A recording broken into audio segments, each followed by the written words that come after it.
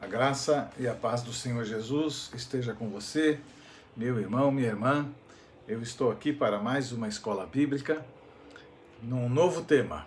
O tema desta semana será andar com Deus. Encerramos ontem o tema a vida espiritual, autêntica. E vamos agora dar início a andar com Deus. Nós temos 4 temas para trabalhar neste mês, como eu também já havia dito para todos vocês anteriormente sobre o fato dos 4 temas escolhidos. E vamos depois escolher um tema para a gente trabalhar sistematicamente, para poder aprofundar um pouco mais. Porque numa semana fica tudo muito raso e a gente não consegue aprofundar demais, porque senão o horário vai longe, fica muito cansativo para todos vocês também. Mas vamos lá. O que significa andar com Deus no século XXI? O que significa andar com Deus neste momento de vida que nós estamos vivendo, que isso foi surpresa para nós, mas não foi surpresa para Deus? O que significa andar com Deus debaixo de tantas ideias que muitos crentes, líderes espirituais, entre aspas, estão falando aí, que está acontecendo por conta deste momento que nós estamos vivendo? Tem pessoas dizendo que nós estamos no fim do mundo, né? Tem pessoas dizendo que então Cristo ele está voltando. Então tem pessoas dizendo um monte de coisa, né? Como se este fosse o momento propício para isso. Não que eu saiba quando ele vai voltar, porque não foi me dado a saber também. Tá? No entanto, a palavra diz que aqueles que são do Senhor saberão quando ele estiver voltando. Então, este momento da nossa vida faz parte daquilo que Jesus falou. Neste mundo vocês terão muitas aflições. Mas o que significa andar com Deus neste momento? Neste momento que muitas pessoas podem estar perguntando: onde está o teu Deus? E é isso que nós vamos hoje, de uma maneira muito breve e nem tão profunda assim, trabalhar essa questão. Tá bom? Então vamos lá, vamos dar início. O que significa andar com Deus no século XXI? Andar indica ação dinâmica, necessária e contínua. Andar fala da prática diária de agradar a Deus e de decisões tomadas sob a orientação dele. Andar fala de nossa forma de viver neste mundo, de nosso estilo de vida. Então, quando nós citamos a palavra andar com Deus, nós estamos citando como é que você tem vivido neste mundo. Como que você tem mantido as coisas que você está fazendo. Você tem dado bom testemunho do Senhor? Andar com Deus é a forma da gente poder demonstrar que estamos andando com Ele no dia a dia aqui neste mundo. É um estilo de vida. A Bíblia fala de um homem que agradou demais o Senhor, ao ponto de Deus levar ele embora com ele. Chama-se Enoque. Não é o nosso irmão Enoque aí da igreja, né? Mas este também chamava-se Enoque. A Bíblia fala pouco sobre o servo Enoque, mas aquilo que ela diz sobre ele é o suficiente para que a gente entenda a afinidade, a intimidade, a maneira com que aquele homem de Deus andava com ele. Vamos ver então o primeiro ponto de andar com Deus, porque andamos com Deus hoje quando fazemos a sua vontade. Tenha isso claro. Muitos crentes têm a questão de fazer a vontade de Deus, Ah, eu estou fazendo a vontade de Deus, mas será que é a vontade de Deus mesmo? Você tem certeza de que é a vontade de Deus? Isso é muito característico de quem quer explicar a ação de algo que está fazendo, mas não chegou a ouvir de Deus que é a vontade dele. E é muito importante quando eu e você podemos ouvir a vontade de Deus. E para ouvir a vontade de Deus, você tem que se agradar dele. Você tem que se deleitar nele. Você tem que sentir prazer nele. Você tem que querer agradá-lo sobre todos os aspectos, independente de quem você está desagradando. Veja só o Salmo 40, no verso 8. Deleito-me em fazer a tua vontade, ó Deus meu. Sim, a tua lei está dentro do meu coração. Veja só o que o salmista está falando. É fácil fazermos a vontade da carne, do ego, o eu carnal, fazermos as nossas vontades ao invés da vontade de Deus. É fácil buscarmos as coisas desse mundo, abraçando as práticas carnais, do que abraçarmos as questões divinas, introduzidas e dirigidas por Deus. Fazer a vontade de Deus pode não ser fácil. Pode não ser fácil. Jesus nunca disse que seria fácil a caminhada com Ele. Exige renúncia. Você tem que deixar você, para que você possa deixar Deus viver em você. Pode ser um preço alto a pagar. Pode ser que você vai ter que abrir mão de muita coisa. Não importa. Aquilo que vem do Senhor para a tua vida, para a minha vida, vai suplantar tudo isso. Você pode ouvir zombarias, calúnias, infâmias e as perseguições por causa de fazer isso, de realmente abrir mão de você, das coisas carnais, para servir a Deus. Você quer fazer a vontade de Deus? Você tem que perguntar isso para você. Vai ter que passar pelas lutas e renúncias da vida para poder ser chamado homem ou mulher que andou com Deus. Você faz ideia de quando Deus falou com Noé, e Noé foi outro personagem, outro homem que andou com Deus. Quando Deus condenou o mundo e chamou Moisés então e disse para Moisés que Moisés ia ter que abrir mão de tudo na sua vida. E além de abrir tudo, a mão de tudo na sua vida, ele teria que construir o barquinho. E Noé ficou ali anos a fio. Como o povo vivia muito, né? Anos a fio. E quanta zombaria ele ouviu. Quanta coisa que falaram dele. Quanta piada que devem ter feito dele. No entanto, chegou o tempo em que a arca estava pronta, os bichos todos colocados lá dentro, e Deus, quando falou é agora, não deu espaço para mais ninguém, não deu tempo. E a coisa aconteceu. Só os que andam com Deus verdadeiramente conseguem entender a boa, agradável e perfeita vontade de Deus. Só os que andam com Deus é que são levados a assumir e são arrebatados no seu interior. Ainda que o seu exterior esteja aqui, mas o seu interior foi arrebatado com Deus. Só esses. Então,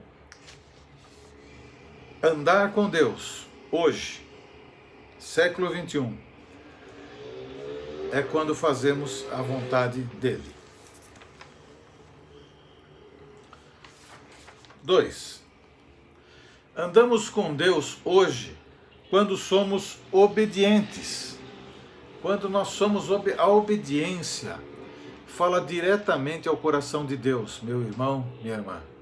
A obediência, ela toca profundamente o coração de Deus. Deus abençoa o servo obediente. Isso é desde o início de tudo. Isso não é coisa nova, não é do século XXI, não. Isso é desde o início.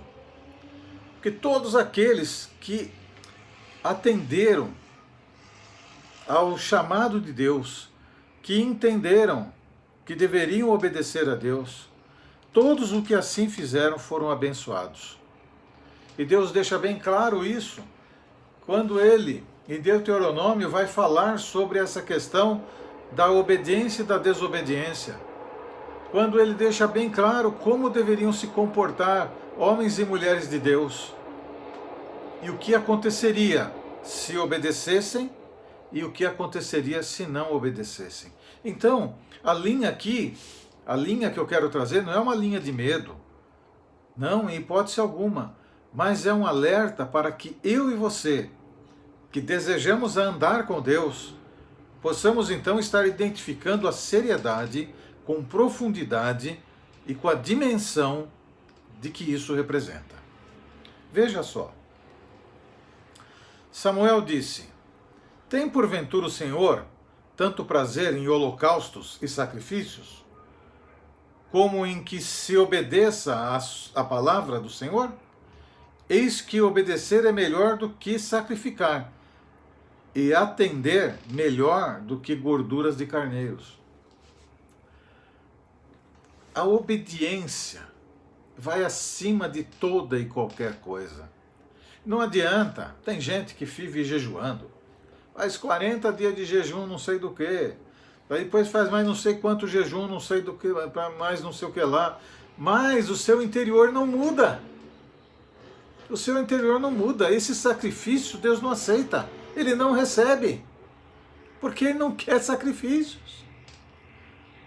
Isso é coisa do passado, isso é coisa do Antigo Testamento. Em Cristo Jesus, Ele se fez propiciação, sacrifício por mim e por você. Entende? Em Cristo Jesus, Ele se fez. A nós o que resta? Olharmos para a palavra de Deus. Olharmos para a palavra de Deus. E observar o seguinte: quando o Senhor Jesus fala, aquele que tem os meus mandamentos e os obedece, este é o que me ama. E aquele que me ama será amado de meu Pai. Eu também o amarei e me manifestarei a ele. João 14, 21. O que ele está falando? A obediência por amor. Em Cristo Jesus, a obediência é por amor.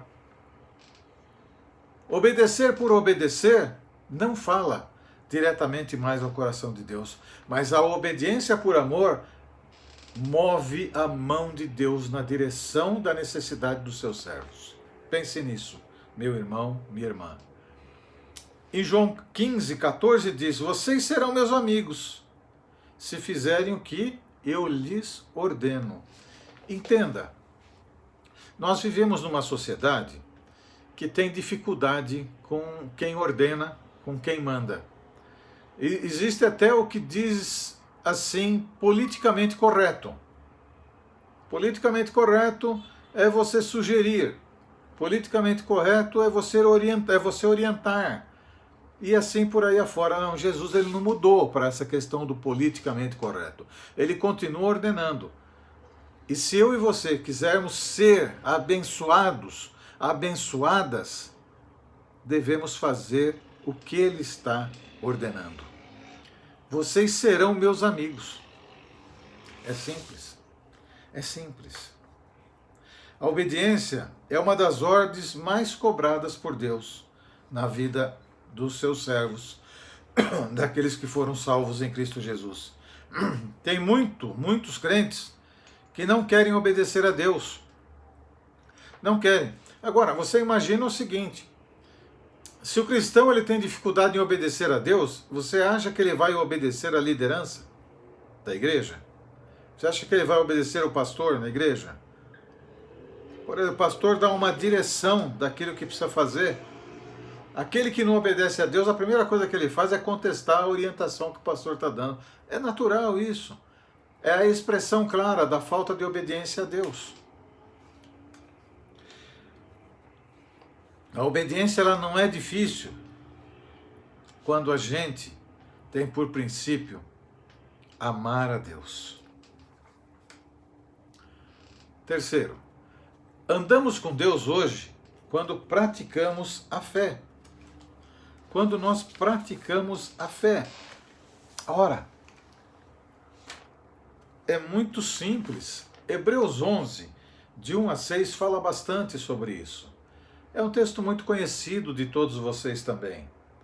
Mas ele é a expressão da verdade, e mais do que ele ser uma verdade teológica, em que nós devemos estar repetindo, ou que devemos apenas saber intelectualmente, nós devemos viver isso dia a dia em nossa vida. Ora, a fé é a certeza daquilo que esperamos e a prova das coisas que não vemos, pois foi por meio dela que os antigos receberam bom testemunho. Pela fé, entendemos que o universo foi formado pela palavra de Deus, de modo que o que se vê não foi feito do que é visível. Pela fé, Abel ofereceu a Deus um sacrifício superior a Caim. Pela fé, ele foi reconhecido como justo, quando Deus aprovou as suas ofertas. Embora esteja morto, por meio da fé ainda fala. Pela fé, Enoque foi arrebatado, de modo que não experimentou a morte. Ele já não foi encontrado, porque Deus o havia arrebatado. Pois antes de ser arrebatado, recebeu o testemunho de que tinha agradado a Deus. Sem fé, é impossível agradar a Deus, pois quem dele se aproxima precisa crer que ele existe e que recompensa aqueles que o buscam. Olha só, estes exemplos de fé, essa síntese da fé, é muito claro. A fé é o firme fundamento. A fé traz para hoje aquilo que estamos esperando que aconteça. Pela fé nós temos que viver a vinda do Senhor Jesus agora, para que, quando acontecer, estejamos prontos para com Ele ir. Viver pela fé é esperar de Deus as suas bênçãos, sabendo que na hora certa se manifestará.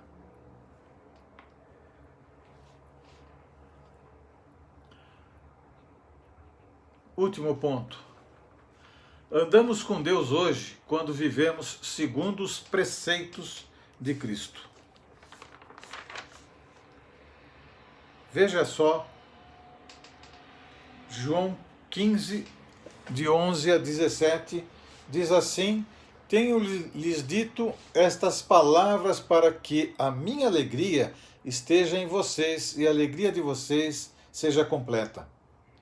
O meu mandamento é esse: amem-se uns aos outros como eu os amei. Ninguém tem maior amor do que aquele que dá a sua vida pelos seus amigos. Vocês serão meus amigos se fizerem o que eu lhes ordeno. Já não os chamo de servo, porque o servo não sabe o que o seu senhor faz. Em vez disso, eu os tenho chamado amigos, porque tudo que eu ouvi do meu Pai eu lhes tornei conhecido.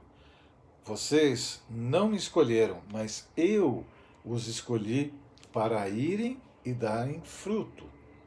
Fruto que permaneça, a fim de que o Pai lhes conceda o que pedirem em meu nome. Este é o meu mandamento: amem-se uns aos outros. Irmãos, prestem atenção no texto. Frutos, fruto que permaneça. Qual que é a finalidade desses frutos que permaneça? A fim de que o Pai lhes conceda o que pedirem em meu nome. Ou seja, frutos passageiros, frutos que não produzem outros frutos, frutos que morrem. Vai fazer o quê? ao contrário desta palavra. Entenda isso. Entenda isso. É muito importante entendermos o que é andar com Deus. O que isso representa na minha e na sua vida e de que maneira a nossa família e os nossos queridos serão abençoados por conta disso. Frutos que permaneçam. Frutos da evangelização, frutos da edificação, frutos de uma vida íntegra, frutos de uma vida irrepreensiva, frutos de uma vida que agrada ao Senhor, independente do que esteja acontecendo, independente de ter muito, independente de ter pouco, independente de ter nada, independente do que se tenha, independente da circunstância. É isso que ele está falando, desse fruto que permanece, a fim de que o Pai conceda tudo aquilo que for pedido. É a palavra de Jesus nesse texto. Entenda isso. Entenda isso.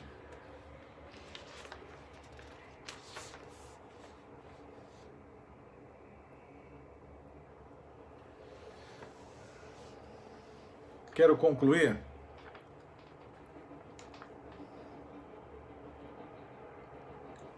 da seguinte maneira.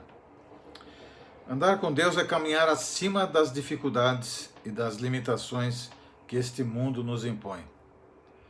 Andar com Deus é vê-lo em glória e majestade diariamente. Andar com Deus é não cumprir os desejos exagerados da carne. Andar com Deus é a única maneira de se vencer as tentações. Andar com Deus é levar alegria ao Criador. Andar com Deus é ser fortalecido dia após dia. Andar com Deus é ser transformado todos os dias de simples homem e mulher em homem e mulher do próprio Deus. Andar com Deus e obedecê-lo por amor é o que devemos fazer se de fato quisermos um dia ser chamados servos fiéis.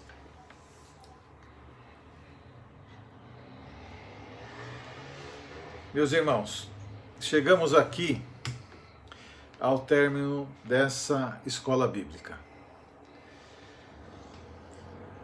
De forma muito rápida, nós temos um pouquinho mais de 20 minutos, procurei passar para vocês fundamentos claros do andar com Deus. E minha expectativa é que você, meu irmão, minha irmã, tenha entendido e deseje andar com Deus de coração, único e simplesmente para agradá-lo. Não para agradar-se, mas para agradá-lo. Esse é o desejo do meu coração e a minha oração por você. Espero que você tenha compreendido esta breve aula e tenha entendido. E, caso contrário, eu volto a dizer, estou à tua disposição, meu irmão, minha irmã, para poder ouvir você, a sua dúvida e ajudá-lo no seu questionamento. Tenho muito prazer em fazer isso, viu? Tá? Então, olha, essa conclusão deixa bem claro, espero ter sido claro também na exposição dessa aula e que Deus tenha te abençoado nesse momento. Nós vamos nos ver logo mais, porque o culto começa daqui a pouquinho e nós vamos poder participar então dos louvores, dos avisos, dos dízimos e ofertas e de tudo mais que vai acontecer ali e, por último, a pregação da palavra de Deus para a sua edificação e a edificação da sua família. Então eu quero te pedir, em nome de Jesus, reúna a sua família para participar do culto. Reúna. Explique para a sua família que isso não é religião. Isso não é religião. As pessoas tentam, na verdade, colocar o nome como sendo religião X ou Y. Isso não é religião. Isto é a palavra de Deus. A palavra de Deus está acima de toda e qualquer religiosidade, de toda e qualquer denominação. E o que eu quero é poder abençoar a sua vida e a vida da sua família. Então, chame-os para estar juntos, para participar do culto online e da palavra que Deus vai trazer daqui a pouquinho também para o seu coração. Fica na presença, na paz e que a luz do Senhor esteja com você. Em nome de Jesus. Amém e amém.